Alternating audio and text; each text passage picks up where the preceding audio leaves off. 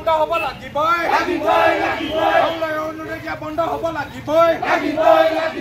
পাৰ্টিক নিৰ্বাচন কৰিব লাগিবই বন্ধ হ'ব লাগিবই গেৰুৱাকৰণ কৰা বন্ধ কৰিব লাগিবই কৰিব লাগিবই বন্ধ হ'ব লাগিবই বন্ধ হ'ব লাগিবই পাৰ্টিক নিৰ্বাচন কৰিব লাগিবই বন্ধ হ'ব লাগিবই বন্ধ কৰিব লাগিবই দুৰ্নীতিবোৰ ৰোধ হ'ব লাগিবই দুৰ্নীতি ৰোধ হ'ব লাগিবই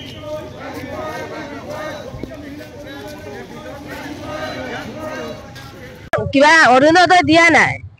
গড় জিঅতে মাৰি ফিৰি গড় নাপালে সেইকাৰণে আমি ধৰ্ণা দিবলৈ আহিছো জিয়াদৰ কে কৰি আমি একো পোৱা নাই আমি একো পোৱা অৰুণোদয় পোৱা নাই জিঅতে মাৰিছিলে পইচা 1000 মান লৈছিলে মোক নিদিলে গড়ো নিদিলে জিঅতে একটু উঠাই নাই আহিছো আমি একো পোৱা নাই অৰুণোদয় পোৱা নাই কিষাণ পোৱা নাই গড় পোৱা নাই একেবাৰে একোৱে আমি পোৱা নাই এটোকে আমি এপ্লাই 2 মান 3 মান হ'ল আমি কৰা ঘৰ পোৱা নাই PM কিষাণটো পোৱা নাই এটোকে বিচাৰিছো আৰু আমি ক'ব বিচাৰিছো মানে আজিলৈকে চাউলৰ কাৰ্ড এটা নিদিলে 2-3 বাৰ মান জমা দিছিলো এটা একোৱে নাই তাৰ মানে অৰুণোদয়ও নাই একোৱে নাই তাৰপিছত এইটোয়া আমাৰ যিখনে অৰুণোদয় মানে আঁচনি দিছে তেখেতলোকে সেই আঁচনিখন মানে সম্পূৰ্ণ মানে তেওঁলোকে ভুৱা আঁচনি মানে সঁচা কৰিছে যিখিনি মানে আগতে মহিলাই পাই আছিলে সেই মহিলাখিনিও তেওঁলোকে কাটন দিছে আৰু মানে যিখিনি মহিলা এতিয়া পাবলগীয়া হৈ আছে তেখেতলোকে মানে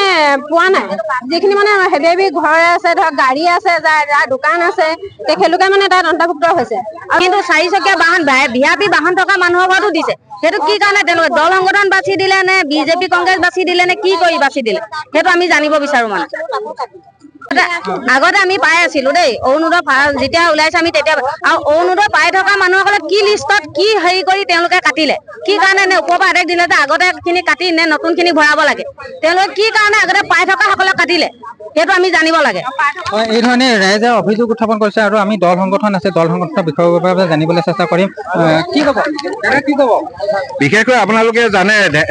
অসমৰ মুখ্যমন্ত্ৰী যি সপোনৰ আঁচনি অৰুণোদয় আঁচনিখন ধেমাজিৰ ৰূপায়ণৰ ক্ষেত্ৰত ব্যাপক দুৰ্নীতি সংঘটিত হৈছে যিহেতু আপোনালোকে জানি আচৰিত পাব যে বিকলাংগ বিধৱা অবিবাহিত চিৰৰোগী আৰু দৰিদ্ৰ সীমাৰেখাৰ তলৰ ব্যক্তিসকলক এই অৰুণোদয় অন্তৰ্ভুক্ত কৰিব লাগে কিন্তু তাকে নকৰি নিৰ্বাচকসকলে যিখন অসৎ আছে সেইসকলে কি কৰিছে কিছুমানৰ পৰা ধন লৈ তেওঁলোকে সেইসকল প্ৰাৰ্থীক নিৰ্বাচন কৰিছে যাৰ ফলত যোগ্য প্ৰাৰ্থীসকল ইয়াৰ পৰা বঞ্চিত হৈছে আৰু এটা দুষ্ট চক্ৰ তাতোতকৈ এখাপ ওপৰলৈ গৈছে তেখেতলোকে অৰুণোদয় যিসমূহ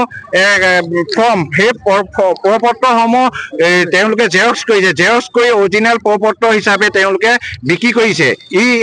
চক্ৰটো উৎখাত কৰিব লাগে সেয়ে আমি কৈছো যে ধেমাজিত জনসংখ্যা হিচাপৰ অৰুণোদয় যি হিতাংশীৰ সংখ্যা কম সেইকাৰণে হিতাংশীৰ সংখ্যা বঢ়াব লাগে দ্বিতীয়তে যে অৰুণোদয় যি 1250 টকাত বৰ্তমান অৱস্থাত একো নাপায় সেইকাৰণে কৈছো মুখ্যমন্ত্ৰী মহোদয়ক 3000 টকা কৰিবলৈ অৰুণোদয় যিসকলে আগৰ পৰা লাভ কৰি আছিলে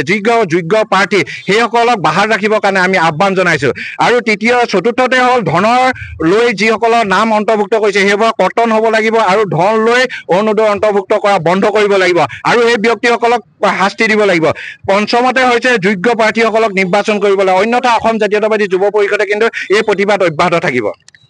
এই ধৰণে অসম জাতীয়তাবাদী যুৱ পৰিষদৰ ধেমাজি জিলা সমিতিৰ উদ্যোগত এই ধৰণে জিলা আয়ুক্ত কাৰ্যালয়ৰ সন্মুখত প্ৰতিবাদ সাব্যস্ত কৰিছে আৰু দাবী জনাইছে বিভিন্ন সেই দাবীসমূহৰ ভিতৰত ক'ব লাগিব যে যিসমূহ আগতে অৰুণোদয় পাই আছিলে সেই যোগ্য হিতাধিকাৰীক বাহাল ৰখাৰ লগতে অৰুণোদয় আঁচনি ধন লৈ অন্তৰ্ভুক্ত কৰা